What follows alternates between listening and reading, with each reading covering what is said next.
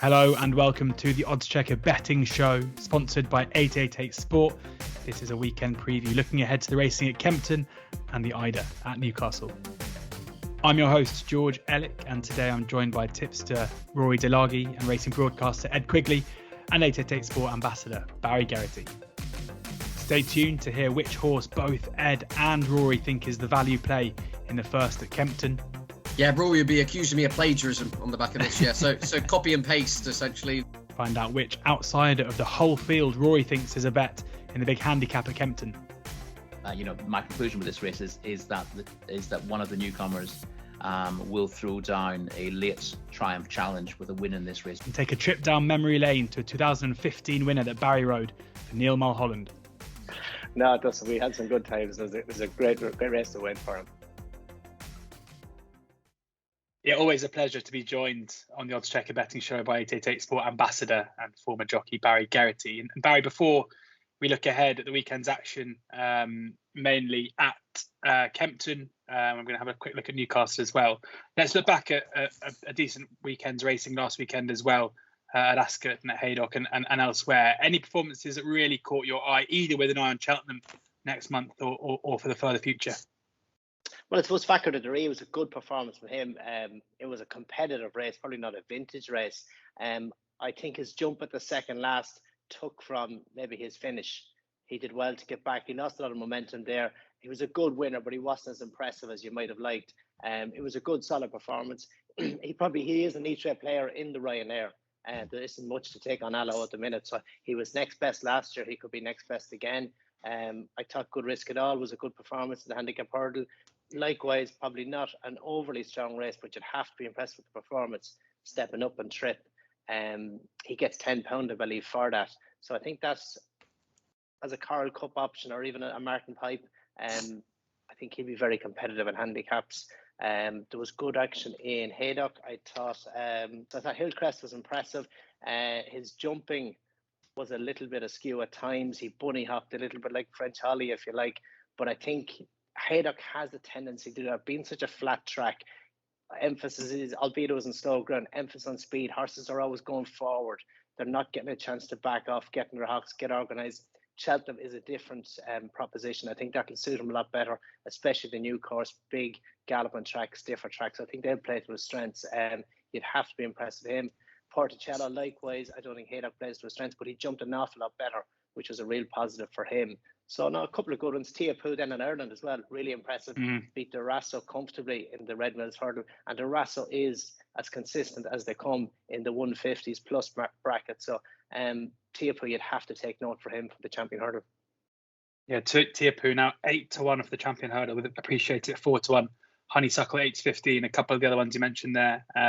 Fakir Duderi, best price 14-1 for the Ryanair as well. And in the Albert Bartlett Hillcrest, we've got in at 9-2, although there's been some talk after that performance that he's not guaranteed to run there. So it might be worth making sure you take the no run and no bet that plenty of firms, most firms are now offering. If you look at the top of the oddschecker grids, you can see which firms are offering non-run and no bet. 888 Sport, one of those firms who are. Barry's mentioned a few there. Rory, any for you from last weekend that you thought really stood out, that went into your notebook that's worth so much? Yeah, I was impressed with Hillcrest, given that I didn't think Haydock would suit him particularly well, and that it's a tight track for such a big horse. I know Barry likened him to French Holly there, which is a fair comparison, and he was an absolutely top class hurdler. He sometimes kicked them out of the way when he met them on the wrong stride, but all in all, I've been very impressed by the way Hillcrest jumps, given that horses of his size often struggle with hurdles. And he does look like a chaser of the future. But he was nimble in the straight. And I like the way he went on over the last two hurdles, because they've gone hard enough in the middle stages of that race. And he should have been getting tired and potentially making mistakes at the end there. But actually, his jumping towards the end of the race was very good, and he pulled right away. So I thought that was a really good performance, and one that gives him a decent chance at Cheltenham. Whether Henry Daly decides to go there remains to be seen. Aintree obviously would suit him very well. Yeah, absolutely. And Ed, just heard you there chatting off air with Barry about Cheltenham Festival's gone past. Anything from last weekend that got you excited about the one coming up in a couple of weeks? Yeah, it doesn't take much to get me excited, does it, George? No, one of the beaten runners, I suppose. His claims have been quite well advertised, it would appear now, but that'd be Coral Rambler, with the view to the Ultra in mind. He's been a horse I've had on the radar for that race for quite some time. I was kind of in jest. I was texting Peter Scudamore in the build up to the Reynolds Stand. Said, just please do not run him. You're going to smoke your handicap mark for the Ultima. Been beaten a neck in Ascot, and then you're not winning again for 2 years. And he kind of laughed, but they decided to have a tilted it because it was a good pot and a good prize. And he was just creeping into contention very nicely, coming to 5 out. Obviously, still a long way to go. And unseated Derek Fox. I gather afterwards, Derek said he felt was absolutely tanking at the time, and as a consequence, he has protected his mark going forward to the Ultimate. Now, look, it's not the ideal kind of scenario, but he will run there next. I just think he's got the perfect profile for that type of race. That novices having an outstanding record in that contest. I think they've won 5 of the last 11 renewals.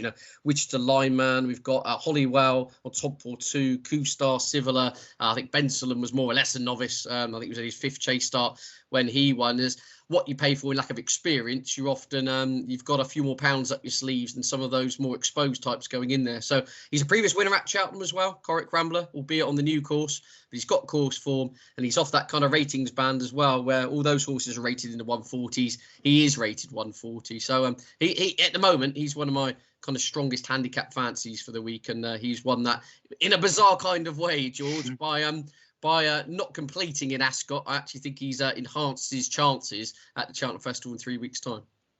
Yeah, it's not often you get a horse going from 25s into 12s off the back of an unseat, but that is the case with Coral Rambler. 12 to 1 best price at the moment, as short as 8 to 1 in a couple of other places. But I come to you now before we let you go and get on with your day. We looked last week at the Ryanair. I think we're now going to have a look at the Gold Cup, the big one of the week, as some people have you believe. And A Plus Tard is still a favourite at 130. Went off favourite last year. Galvin, the joker in the pack now, separating those who came first and second last year, 4 to 1. Manila Indo, 5 to 1. Protector at 8 to 1. Albion Photo, 10 to 1. Tornado Flyer, 12 to 1. Conflated 16s. Chantry House, 18s. Royal Pagaille, 20s. Stereo and Falange, 25 to 1. It's still a fairly deep race. I think so much attention goes to the top 3 in the market. Where do you see the value being at this stage? Yeah, I think it's very tricky. A Plus Tard obviously really impressive back in Haydock, but then he got turned over by Galvin. Galvin has a good level of form, but I think Galvin is very ground dependent, so I wouldn't rush into him. He has a chance, but I think the better the ground, the better for him. Does stay really well. A Plus Tard and Middelendo, a little question mark with Henry's horse's form. You see Calixios last weekend, been well beaten in Gorn. You want to see them hitting top form going to Cheltenham. We've a couple of weeks to go yet, so I'd be slow to get stuck into either of those. I think Protect the Rat. He's definitely a horse who's on the up. It was a very good performance in Aintree. He ran keen, but he still saw it out really well. So I think he has to have a chance. Album Photo, Willie wasn't overly excited with his prep for the Gold Cup last season. And he was the one I fancy there. I wouldn't be shocked to see him coming back and run a big race as well. So I think it's very, very open and tricky. I do like the 2 of those. And Nicky seems to hold out some hope to get Chantry House back to the level of form that he was. So he's still hopeful of a big show there. But it's just a tricky race. I'll be waiting a little bit just to see how Henry Horses come back to form. But at the minute, I think Chantry House is a fancy price, and Album Photo or Protector Rat would be the ones for me. Laying the top 3. Protector at 8 to 1 best price, as I say. Album Photo, no doubting his quality around Cheltenham, 10 to 1. And Chantry House, 18 to 1. Barry, last little question for you. Trip down memory lane, if you will. I spent Tuesday at Neil Mulholland's yard down near Bath, who informed me that you guys go pretty far back in terms of your relationship. We filmed a piece there that'll be coming out on the oddschecker YouTube channel, A Day in the Life of Neil Mulholland, fairly soon. And reminiscing with him about his first and his only at the moment Cheltenham Festival in on the Druid's Nephew, and you were of course on board. What do you remember of the day? It was a great win. I'd ridden him in November in Cheltenham in the 3 Mile 3 Chase, and he was second to Sam winner on soft ground.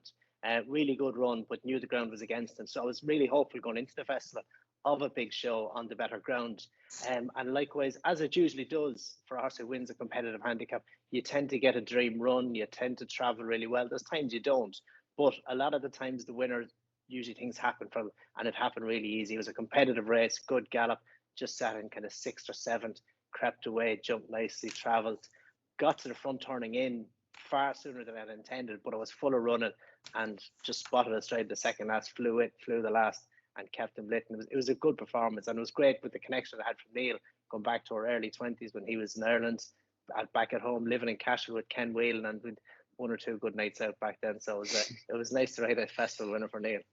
Yeah, off camera over a cup of coffee, he might have said to me that he remembers when he used to sleep on his floor next to his bed, and then a couple of years later you were winning the race at Cheltenham Festival together. It doesn't get much better than that. No, it doesn't. We had some good times. It was a great race to win for him. Top man, thank you very much, Barry. Make sure you check out, it'll be coming out in the coming weeks, A Day in the Life of Neil Mulholland, a racing trainer. It should be a great bit of content. Neil's a great guy who looked after us very well, and certainly you could see how much I meant to him reminiscing about that day. There's George. Thanks, boys. So time to turn our attention now to Kempton. We are recording this at about 1 o'clock on the Thursday, so final decks are in. We've got prices for the first 5 at Kempton. Then we're going to have a quick look at the Eider over at Newcastle as well. So 6 races to preview, and we're going to start with the first at Kempton, the handicap chase over an extended 2.5 miles. Phlegmatic is the 7-2 favourite ahead of Patroclus at 4-1. Dayran Karjak is 5-1. Chameleon 7-1. Not a Role Model 8-1. Neil the Legend 9-1. 9-1 also Foxborough, and 10-1 One True King. 8 runners here, Rory. I'll give you the first run on this opener. Yeah, this one's an easy enough one for me, in that I've mentioned this horse a couple of times this season, but haven't been keen on him at Cheltenham. And he's now back at a track which will suit him better. He's a little bit of a weak finisher, Dayran Karjak, but what he wants is good ground and a reasonably flat track. He handles Cheltenham perfectly well. He's just it doesn't tend to suit his style of racing. He wants to come from just off the pace, and he's fallen to a very good handicap mark as a result. He's caught the eye a few times, but he was 1-4-2 when he was third at Warwick in May, a race where he travelled really strongly, and he traded odds on and running there and didn't quite get home. And that's always been a bit of an issue. He's had wind problems, but he's run very well a couple of times at Cheltenham. He wasn't disgraced in the Paddy Power Gold Cup, but he was only beaten 9 lengths in the end. But he was trying to come from virtually last in that race, and the nature of the course just doesn't favour that kind of run. And he's been just out of the money in the last 2 runs in similar races at Cheltenham. And with each of those runs, he's come down further in the weights. So he comes down here to a mark of 129. He gets on good grounds, or very close to good ground for the first time in some time, which suits him ideally, and he should be hard to beat as a result. Dayran Karjak there, 5-1 best price as it stands, conditions suiting. Ed, I can tell by your facial expressions that you were about to say exactly the same thing. Yeah, Rory would be accusing me of plagiarism on the back of this. Yeah, so copy and paste essentially the job. No, I agree with a lot of what Rory's saying there. Yeah, a horse who's I think 146 peak down to 129. I get my Michael Fish impressions on, don't I? Most times I'm on this show and looking at it, looking 11, 12 degrees, sun and blue skies over Sunbury for Friday and Saturday. And I think it's good to soft, good in places at the time of recording. So he's going to have, by all accounts, unless some weird storm comes in, he's going to have absolutely lovely ground to race upon, back on a flat track. I remember when he bezzed around Huntingdon once upon a time, that very happy in that kind of scenario. So yeah, totally on board with what Rory said. I thought, just on a note on the favourite Phlegmatic, I thought his apparent improvement seemed to come from going up to 3 miles on better ground. I mean, he was off the bridle a fair way out last time out, so he's interesting that they're coming back in trick with him. Didn't necessarily on the back of that look a natural move, shall we say. I thought they would have persisted over the longer trips, but look, clearly Scouter team are in good form, the horse is in good form, but yeah, very much with the Dayran Karjak angle here. Good, easy start. Dayran Karjak is the 5-1 double pick for the 2 guys, and because Rory said exactly what we wanted to say, Ed, I'll come to you for the second race, which is the 150, the juvenile hurdle over 2 miles. Night Salute is the 9-4 favourite ahead of Pleasant Man at 4-1, Impulsive One 6-1, Mocca Devassi 15-2, Greystone 9-1, 11-1 bar. Yeah, I'm a little bit more splinters in my backside with this one, George. I mean, Night Salute is the go-to horse, clearly. And his form has been well advertised, hasn't it, from his win at Doncaster, where he saw off Porticello. That horse absolutely bolted up by 20 lengths or so in the Victor Dodorum last weekend, and obviously he had Impulsive one behind him in that race who he meets again here. So looks fairly solid. He's got the course of distance form and good ground in it. But what's making me a little bit reticent is this Pleasant Man, who's obviously being talked up in a lot of circles and had a fair horse on the flat when trained by Roger Charlton. I think it was officially rated 101 at his peak. So clearly got an engine. I'm really interested in that the Nichols team decide to throw him in here. I mean, they did it with a horse, didn't they, about 3 years ago called Solo. I think made his hurdling debut for Paul Nichols and won by 17 lengths. And this very different type of horse, I should say. Solo was he was from France. This is a horse off the flat, very similar to last year's winner Tritonic in that kind of profile, I think it's fair to say. But you've got this big unknown quantity. You've got a border enlisted class flat horse who knows against these experienced types whether his jumping will just crumble under pressure if he takes to it. Then yeah, we could see something very special. But so with this huge kind of massive question mark in the field for me, I'm tempering my enthusiasm a little bit with Night Salute, but as much as I say, I'd like to look for something more fanciful. I think Night Salute is the solid horse. Milton Harris, a wonderful comeback kind of campaign, and his horses have been going well. And the horse does tick a lot of the right boxes. I think he's the right favourite, but I am just slightly nervous if you were a Night Salute backer, what Paul Nichols' charge can offer.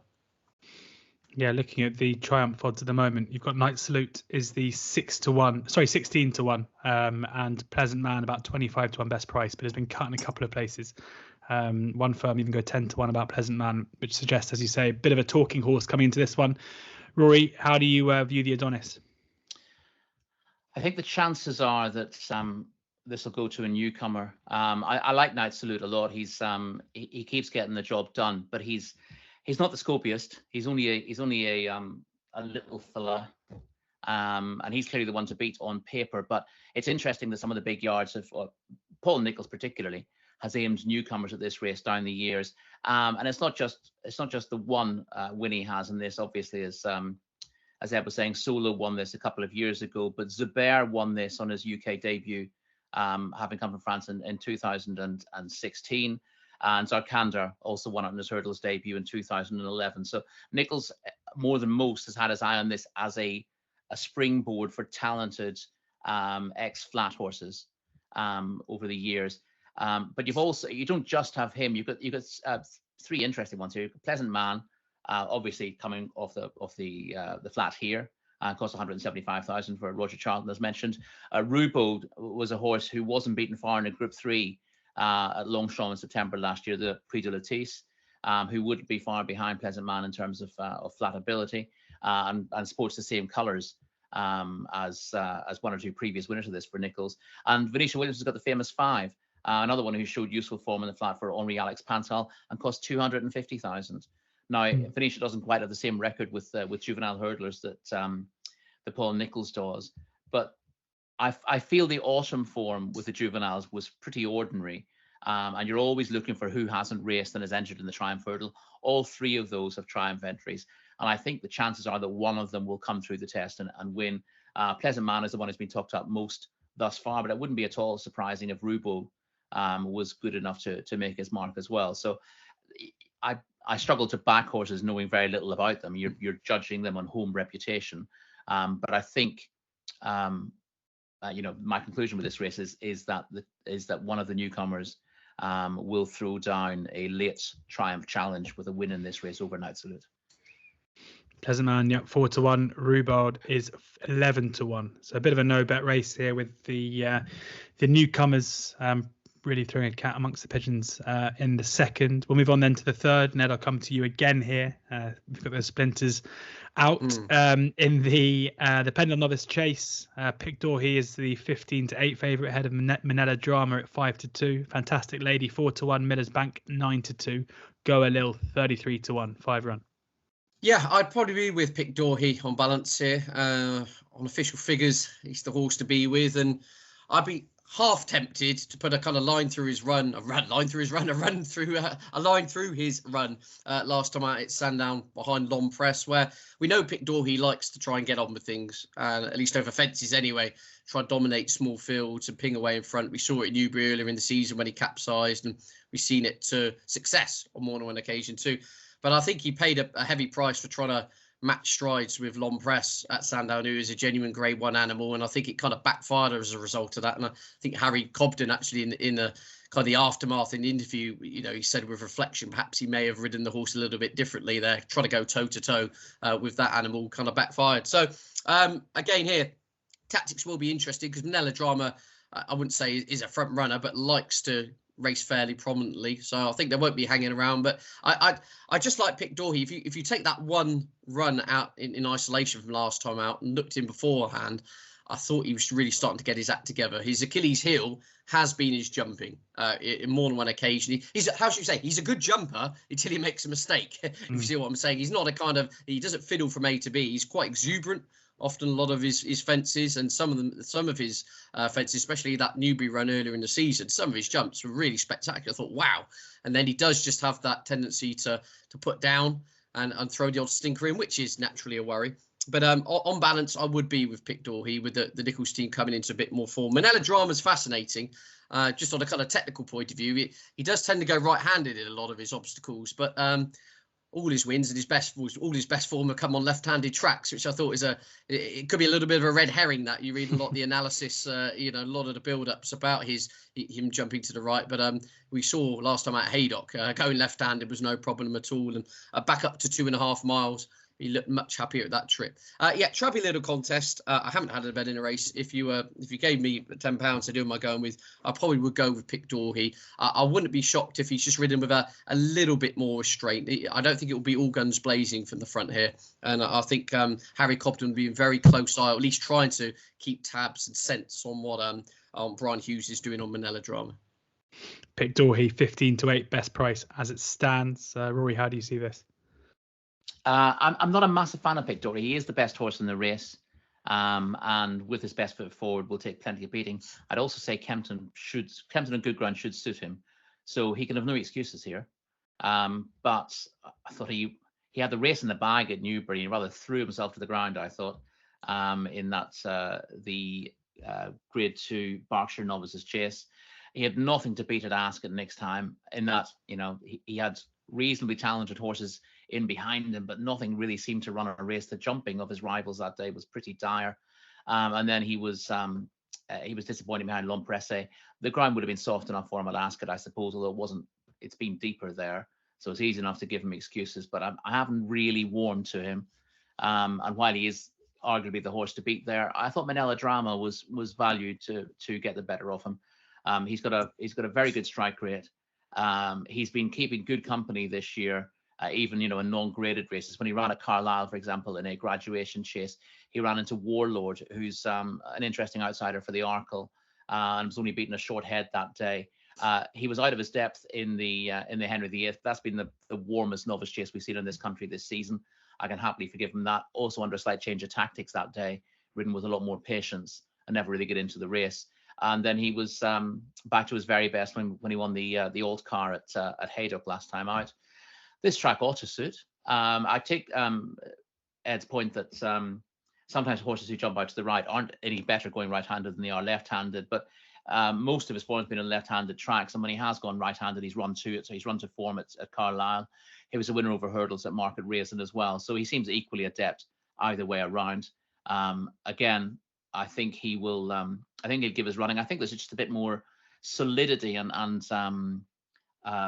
regularity about his form than there is with Pic D'Orhy. Pic D'Orhy's best form puts him ahead of this, but his best form is a fall, and that's not really ideal when you're punting horses, because again you can't claim your moral victory when you're 5 lengths clear and you fall with a jump. So Manila Drama's all his runs stand scrutiny, with the exception of obviously when he was well beaten in the Henry VIII, which is very easy to forgive. And his time figures are very good for all those races as well. So he is guaranteed to run his race, and that gives him a chance of beating Pic D'Orhy, who's not guaranteed to run his race, but will probably win if he does, if that makes sense. Of course it does. Absolutely. Good rationale, in my opinion. Manila Drama 5-2. Best price to win the 225 at Kempton. The pick for Rory taking on Ed's Pic D'Orhy. There are a couple more races to get through. The Dovecote first, the novice hurdle over 2 miles. Shall we have one more for the Moore team? 11-10, best price at the moment. Odds on in a couple of places. Aucun Risque is 11-2. ICO 7-1, Frere Darm 7-1, Russian Ruler and Mariko de Vassi both 10-1. Galore d'Essence is 16-1, and Legionnaire is 40-1. 8 runners here, Rory. How do you assess these novices? With some difficulty, to be perfectly honest. I'm not mad on Shall We Have One More. Again, he's probably going to improve for this sharper test, because he's a horse who's clearly got a fair bit of speed, and he got stuck in the mud at Sandown 2 starts ago in the Tolworth, having pulled hard. They found the key to him last time out. Almost always, the key to a horse who pulls hard under restraint is don't restrain them. Let them stride on, and what they're doing most of the time. You get horses who are just very free and want to bolt, and you get horses who want to race and tend to fight their jockey if they're being told don't race. If you let them stride on, then they will relax and do their own thing more often than not. And Shall We Have One More did relax a lot better at Sandown last time out, where he won easily, although it might as well have been a schooling session. He was well clear of his rivals early on. Then nothing threatened to throw down any kind of challenge to him, and he's won by 20 lengths without having to break sweat. Essentially, he was racing the clock there, and he didn't achieve a huge amount against the clock.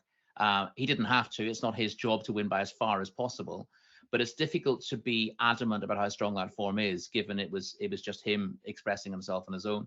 If he'd done that in a very good time, then you could take a higher view of it. The chances are that if he was asked to do more, he would have achieved more in the day as well. But that doesn't make it terribly easy to put a figure on it. It does at least show you that your concerns about him going into that, in that will he settle, have been essentially answered, and they're probably going to ask him to lead again here, which gives him a favourites chance. But whether he's a sort of an even money favourites chance is another matter altogether, and I'm not convinced he is. I'm not sure. I'm not entirely sure it's a betting race, given these are mostly reasonably progressive novices. If I thought Mariko de Vassi could jump, I think he's got plenty of talent, but he did fall at Huntingdon, making his second mistake of the race, and it was a very bad mistake. And at the Doncaster last time out, he won, and he did well to win because he was in the wrong part of the track, and he had to chase the well-ridden runner-up down off a slowish pace, which wouldn't have suited the way he was ridden that day, because he was prominence throughout at Huntingdon on his previous start. So trying to come from behind off a modest pace didn't really help him. So he's better than the bare result. But my worry with that performance was that at the second last and the last, Aidan Coleman had to sort of wrestle him into the corner of his hurdles to get him to jump safely. And maybe he just needed that schooling session to get his confidence back. But he can't do that in a competitive race like this and get away with it. He has to have improved his jumping. If he has, then the ability is there for him to run above his price. But it's enough of a question mark to stop me getting involved. And the other one I thought was interesting was Aucun Risk, but he's, again, the market's pretty much cottoned on to him. Given he was winning a handicap of 117 last time out, he's in here as second favourite, isn't he? So there's often, if a horse is winning a handicap off that mark and going into a graded race, a grade 2 next time out, you expect to get big prices about them, but you're not really with him. I thought he was impressive that day. Again, that impression was backed up by the clock on a similar track. I've encountered a real speed favouring track, but I thought I might get a point or two bigger about him. He'd be the solid each way play in the race, but as it stands, I'm not getting involved, I have to say. So Ed, after Roy's just ruled out every single horse in the field, can you tell us who you think the value is? If you said 7-1 for ICO, I'd be tempted to roll the dice again with him. I think Roy did make a very good point in regards to trying to keep a lid on horses who like to be free or keen. I mean, we saw ICO over course of distance at Christmas, didn't he? He was emphatic in the manner in which he kind of carted himself to the front, and Harry Cobden said, all right then, but let's just go. And look, he ran his rivals ragged that day. Admittedly, the form in behind I mean, it's kind of got a bit of a mixture to it, doesn't it? I mean, the horses who were second and third have run well in defeat since. They haven't kind of embarrassed themselves, shall we say, in defeat. And then last time out at Cheltenham, they seem to try and switch tactics up totally with ICO.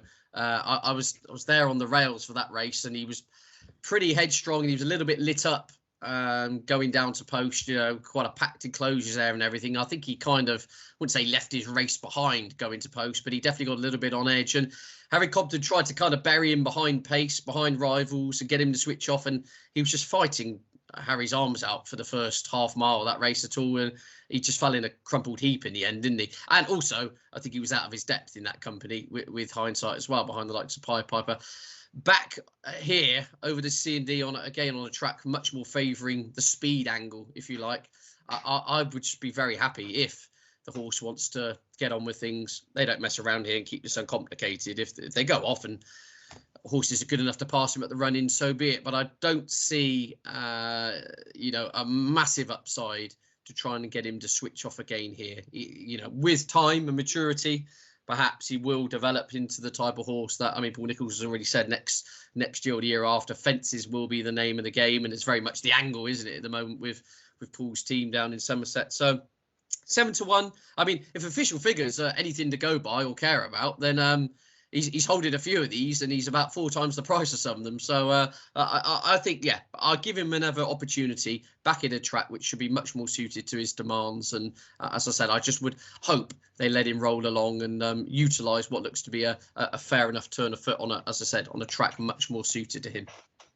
Yeah, ICO 7-1, worth pointing out as well. Andy Holding, Oddschecker's tipster, was very, very keen on ICO's first run at Kempton as well, was with ICO against Pied Piper. And, as you say, they're not Cheltenham, not to everybody's taste, but back at Kempton as well, could easily bounce back at a big price. Last race we're covering at Kempton is the handicap chase over 3 miles. We have 14 runners here, so keep an eye on those place terms on the day. Annsam is 5-1, 5-star Getaway 6-1, the big Breakaway 8-1, Galahad Quest 8-1, Captain Noor and Zanza both 10-1, Good Boy Bobby 12s, Phoenix Way 12s, and Rillo 14s, Layla 16s, our Power 16s, Beakstown and Zaguli both 20-1, and Kitty's Light 25-1. Rory, over to you. I'd be quite interested in Kitty's Light at a big price. I think Christian Williams holds the key to this race. He's got several entries, and I think you're just about to see a Christian Williams renaissance. He's had an okay season, Christian, but they've not exactly been firing on all cylinders throughout the year. But interestingly, there were 2 runners at Ludlow yesterday who went off at 50-1 and 9-1. One of those was beaten half a length, and the other one won in really good style. And it just gave me the impression that Christian's just got his horses exactly where he wants them at the moment for the first time in a while. And while Kitty's Light wouldn't be top of my list for this without seeing prices, and especially coming off the back of a disappointing run over course and distance in January, I thought a 6-week break since then would have done him good. He's also back on the ground that he wants. He doesn't really want soft ground. So back on good ground with Brian Hughes booked. I did not think he should be 25-1 outsider of the party here. So he makes as much appeal as anything. Obviously, Captain Order in there for Christian, and 5-star Getaway is arguably the obvious one. I thought he ran very well in the Masters handicap chase at Sandown last time out. He'd probably be top of your list. Looking at it, but I can't. I don't think I can resist 25-1 about Kitty's Light. He's still only a 6-year-old, so it's not like we've seen the best of him. He's been reasonably busy over the last couple of years, but he kept his form very well. I thought he was the kind of horse who would pick up a couple as a 4-year-old because he was getting the weight allowances. But I thought he showed tremendous improvement in the spring of that season to win some more, and I think he will have a good spring again. He's dropped to a mark of 140. Which is £3 lower than when he was a very good second in the Native River Handicap Chase. Used to be the first proper race of the season when I was a lad. It was a Mercedes-Benz Handicap Chase back then, and it was the first televised racing on Aintree back then, or maybe Haydock. So that was always a big day for me. So he was second in that, which is now the Native River Chase. That was in good to firm ground off 143, dropped to 140, back on good ground. Brian Hughes on board, 25 to 1. What's not to like? What's not to like? 25 to 1. Kitty's like the outsider of the field as it stands. But if I know Rory, and I think I do, will not be the outsider on the field come Saturday, because the good, other people will see the value there. Ed, who do you think at the moment is the bet to have? Yeah, well, as you know, George, it's actually in the wash at the moment. My hashtag Team Tizard t-shirt, so I haven't got it on for today's show. But you're wearing a Team Pauling one instead, aren't you? Well, it's either Team Ben Pauling or Team Tiz. Yeah. Most just copy and paste me, and that's pretty much most of these oddschecker podcasts. But I do like the claims of the big breakaway here. We see it's been well documented, like Tizard form, and you actually look through the numbers and the stats, and it is true. I mean, they're already 11 ahead for last year's entire total of winners. You look at the strike rate as well; it's up 6% on last year. Everything does seem there's that feel-good factor again, isn't there, about the yard? I mean, some of the horses last season were running deplorably, like almost too bad to be true. We heard all the stories about perhaps the hay they had to get changed, and they disinfected a lot of the areas of the stable, and they were scratching their head and loads of blood tests, and can never really get to the bottom of it. And but this was one horse who actually showed some pretty decent form during that slump. And I actually think, he's still carrying a bit of a lofty reputation from his novice hurdle days, but and he only has the one win over fences so far from his 7 starts. And that was when he bolted up at Cheltenham at the back end of 2020. But I was really encouraged by his prep run over hurdles at Newbury last time out. I mean, it was interesting to listen to Joe Tizard was interviewed, obviously assistant still for the meantime to his father Colin. He said, look, this is very much get him back on track after his wind operation, get rid of the ring rust with a view to the Kempton race. So I like horses who've been targeted at this, as opposed to perhaps coming into this as an afterthought on the back of other success, or the fact that, they've decided to take this path because of ground. This has been the target for some time. He's still unexposed, and his novice chase campaign was pretty useful. He was runner-up over course of distance in the Grade 1, the Corto Star to Chamblou. He made an absolute Horlicks at the last. I don't think he would have beaten Chamblou. I think he was beaten 3 lengths at the line. You could argue perhaps that would have been a length or so with a clear run, ifs and buts and all that. But, and then he ran very respectably, I think, to finish 3rd to Monkfish in what was the RSA or whatever it's called now. So again, I just like the unexposed profile with him. The Yarder back in form, off 147. He's been targeted at this for some time. The headgear goes on for the first time just to try and make him sharpen up. But as I said, there's a lot of horses in here. I take Rory's point with Kitty's Light in terms of as a horse coming back down the handicap, and I'm always, you can never ignore those types. But I do think there are a few in here. I wouldn't say they're exposed, but I think the handicap has got a fair idea of where they are with these horses. Whereas the big breakaway off 147, I'd be shocked if we're still yet to see the ceiling of his ability, if you know what I'm saying. And given that he's been targeted at this, he's got very smart course form in Grade 1 company as well. He would do for me with Brendan Powell on board. There you go, the big breakaway, 8 to 1 best price as it is at the moment for the 3:37 at Kempton, the final preview race at Kempton. Quick look over at Newcastle for the Eider, the handicap chase just over an extended 4 miles, and History of Fashion is 6 to 1, Eclair Surf 7 to 1, Danio Dairy 8 to 1, Domaine de Lille 9 to 1, Courtmaster 10s, Check It Out 11s, Wrath to Ear 16s with Cash to Ash, 18 to 1 Bar, 17 run here. Ed, I'll come to you first. Eider, Ed for Eider. Yeah, absolutely. Yeah, trappy, tricky. All the platitudes can come out for this one, can't they? But I'd be. I thought Domaine de Lille was fascinating here for the Sean Curran team. Listening to what Sean was saying, said he's a horse with a lot of ability. He's had a lot of problems with his wind. He's had the wind operation. They've had the tongue tie on, and it's a case of when he's been beaten, it's not through how he described his merit. It's more the fact the horse is just cut out.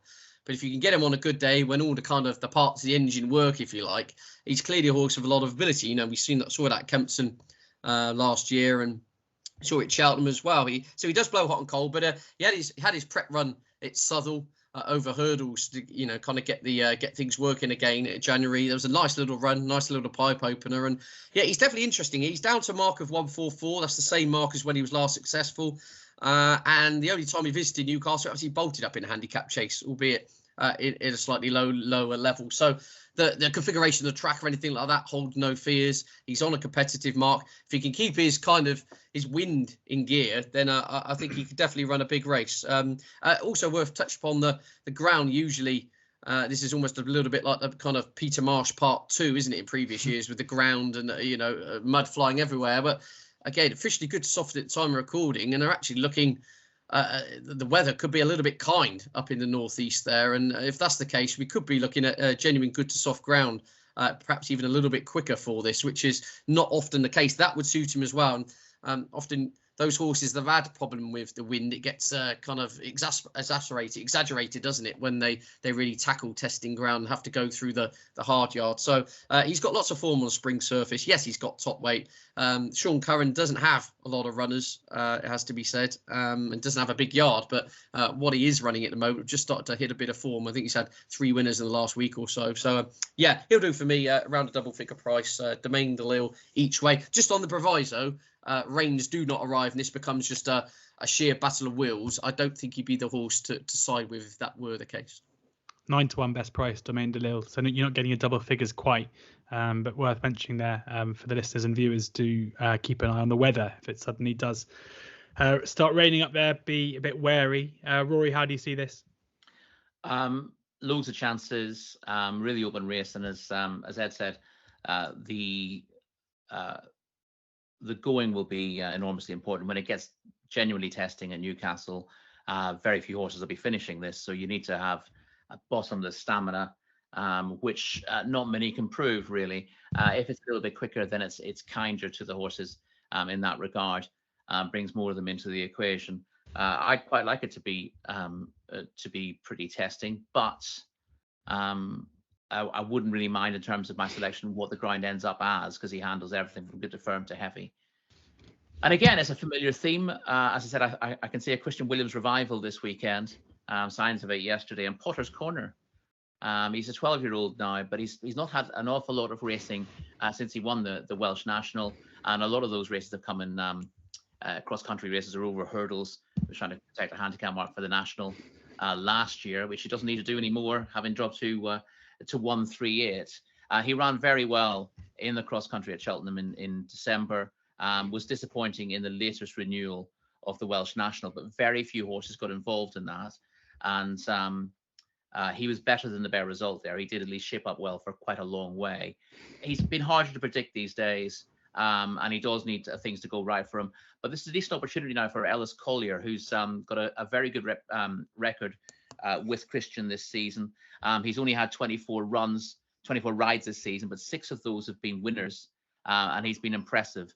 So he's been given a proper job here on a big Saturday handicap chase to show off his £7 claim, and I think he's capable of showing to the world that he's a very capable pilot, and that takes Potter's Corner's weight down to 10 stone 13, which is will be very welcome to him, given that he's normally been carrying big weights in handicaps for the last couple of years. As I said, his recent form is pretty patchy, but he retains plenty of ability, and this is a race that will suit him down to the ground. So he's going to be capable of making his mark in a televised race in the future. It's liable to be this one because it will put stamina at a premium, which suits him, and he's become well handicapped for the first time in some time. So again, he's going to be a biggish price, but I can see him running above his odds. I quite like of the others. I like Danilo Derry a lot. I had him down as a very likely type for this race at the start of the season. This is a horse who won a handicap in May, despite the fact that the handicapper had given him a mark of 35. 35 was his official mark. And he ended up, he obviously raced well out of the weights, ran off of an official mark of 73 and ran away with a handicap chase at Warwick. He's done that twice since, again at Warwick and at Foss last this season. And he ran over hurdles at Lingfield, the Winter Million novice hurdle at their at that 2-day meeting at Lingfield. And he's clearly not very good over hurdles. That's the key to his improvement, is that he just looks a really natural staying chaser. And I think he'll run a big race, but he's very well found in the market. I thought after that pulled up run last time out, you might get a bit of value about him, but at the moment it isn't there in the market. And I'd be shopping around for bigger prices on him. I definitely look to him as a safer, because I think he's the likeliest leader here, although there are a few who want to go forward. He's a very bold jumper, and the softer the ground, the better for him as well. Although he's won on good to soft, but 2 of his wins have come on heavy, and he will clearly stay all day. So he's an interesting one. As I said, I just thought that I might be backing him at 20 to 1 for this race when I saw him earlier in the season, but that's not going to happen. Lovely stuff. Potter's Corner, the one there for Rory at 20 to 1. And that brings our weekend preview to a close. Thank you very much to Rory Delargy and to Ed Quigley for joining us today and sharing their expert tips.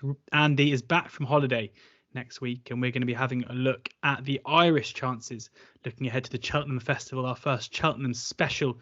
We'll be doing that next week, so stay tuned. Do subscribe to the Oddschecker YouTube page for that, and also the A Day in the Life of Neil Mulholland, as previewed with Barry Geraghty earlier. Thank you to 888 Sport Ambassador Barry and to 888 Sport for sponsoring this podcast as well. Hopefully plenty of value in there, both at Kempton and at Newcastle. Please ensure you enjoy the racing, and whilst doing so, please gamble responsibly.